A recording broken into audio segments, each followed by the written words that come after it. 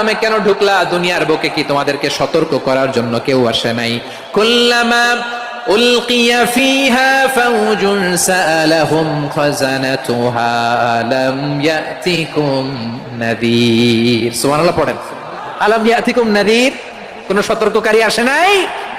বিশ্বনবী নাযীর হয়ে, সতর্ককারী হয়ে পৃথিবীতে আসলেন। তিনি জাহান্নামের ব্যাপারে উম্মাহকে সতর্ক করেছেন।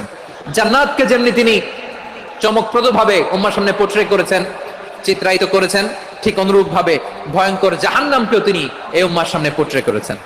জাহান্নামকে কিভাবে বিশ্বনবী উম্মার সামনে পোট্রে করলেন, চিত্রায়িত করলেন, শুনতে মনে চায়? সিলেটবাসী শুনতে মনে চায়?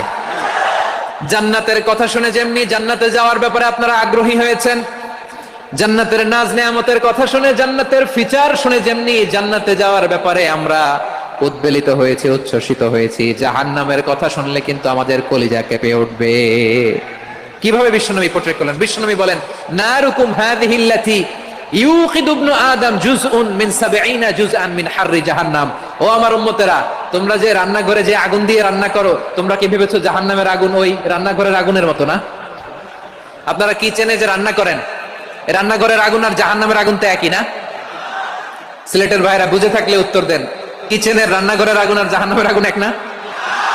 একরকম? বিশ্বনবী বলেন, জুজউন মিন ৭০ জুজআন মিন হাররি জাহান্নাম। জাহান্নামের আগুন দুনিয়ার আগুনের চেয়ে কমপক্ষে ৭০ গুণ বেশি তেজওয়ালা। জাহান্নামের আগুনকে আল্লাহ নাম দিয়েছেন নারুল্লাহ।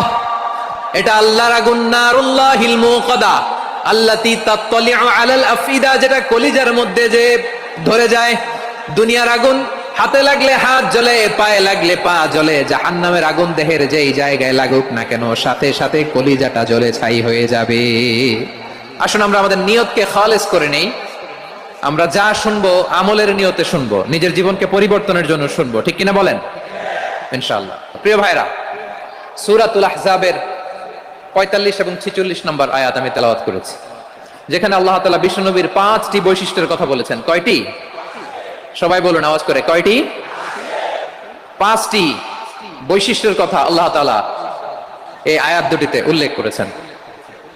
বিশ্বনবী সাল্লাল্লাহু আলাইহি ওয়াসাল্লামের জীবনী, ওনার বায়োগ্রাফি নিয়ে কথা বলাটা দুষ্কর, কারণ এটার কোনো শেষ নাই, কুল নাই, কিনারা নাই, বিয়ন্ডলেস, বাউন্ডলেস, বটমলেস। সুবহানাল্লাহ বলেন। কারণ তিনি তো এমন নবী যিনি হ্যাঁ বললে এটা শরীয়তে হালাল হয়ে যায়। নবীর মুখ দিয়ে যদি বের হয় হ্যাঁ, নাম, ইয়েস, তাহলে এটা হালাল, ঠিক কিনা বলেন?